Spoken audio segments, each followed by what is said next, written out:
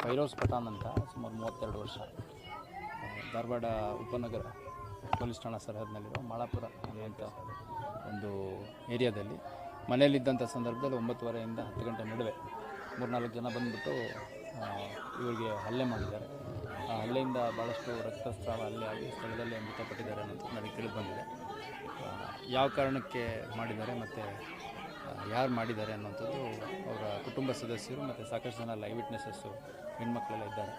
ಭಾಳಷ್ಟು ಜನ ಅವರು ಕಂಪ್ಲೇಂಟು ನೀಡೋ ಒಂದು ಪ್ರೋಸೆಸ್ಸಲ್ಲಿದ್ದಾರೆ.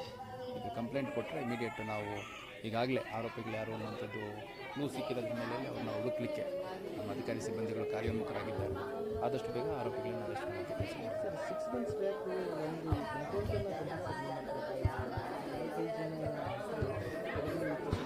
ಪರಿಶೀಲನೆ ಮಾಡ್ತೀನಿ. ಯಾವಾಗ ಬಂದಿತ್ತು, ಯಾವ ಸ್ಟೇಷನ್ ಬಂದಿತ್ತು ವೆರಿಫೈ ಮಾಡ್ತೀನಿ.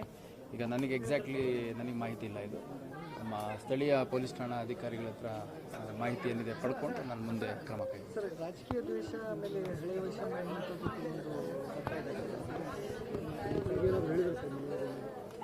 ಈಗ ಅವ್ರ ತಾಯಿ ಮತ್ತು ಅವರ ಸಿಸ್ಟ್ರು ಅನಿಸುತ್ತೆ, ಅವರಿಬ್ಬರ ಹತ್ರ ಮಾತಾಡಿದೆ ನಾನು.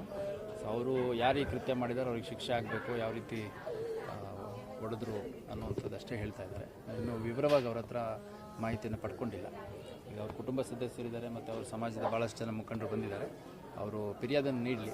ನಮ್ಮ ತನಿಖೆ ಏನಿದೆ ಸಮಗ್ರ ತನಿಖೆಯನ್ನು ಮಾಡಿಬಿಟ್ಟು ಯಾರ್ಯಾರು ಇದರಲ್ಲಿ ಪ್ರತ್ಯಕ್ಷವಾಗಿ ಪರೋಕ್ಷವಾಗಿ ಭಾಗಿಯಾಗಿದ್ದಾರೆ ಎಲ್ಲರನ್ನೂ ಕಾನೂನು ಚೌಕಟ್ಟಲ್ಲಿ ತನಿಖೆಯಲ್ಲಿ ಒಳಪಡಿಸುವಂಥ ಕೆಲಸ ಮಾಡಬೇಕು. ತನಿಖೆ ಇನ್ನೂ ಪ್ರಾರಂಭ ಆಗಬೇಕು. ತನಿಖೆ ಪ್ರಾರಂಭ ಆದ ಸಂದರ್ಭದಲ್ಲಿ ಯಾಕಂದರೆ ಮನೆ ಒಳಗಡೆ ನುಗ್ಗಿ ಹೊಡೆಯುವಂಥದ್ದು ಅಂತಂದರೆ ಸ್ವಲ್ಪ ವ್ಯವಸ್ಥಿತವಾಗಿ ಪ್ಲ್ಯಾನ್ ಮಾಡಿಕೊಂಡೇ ಬಂದಿರ್ತಾರೆ. ಅದು ಯಾರ್ಯಾರು ಈ ಒಂದು ಪ್ಲ್ಯಾನ್ ಆಗಿದ್ದು, ಯಾರ್ಯಾರು ಎಕ್ಸಿಕ್ಯೂಟ್ ಮಾಡಿದ್ರು, ಇದೊಂದು ಸಮಗ್ರ ತನಿಖೆ ಆಗುತ್ತೆ.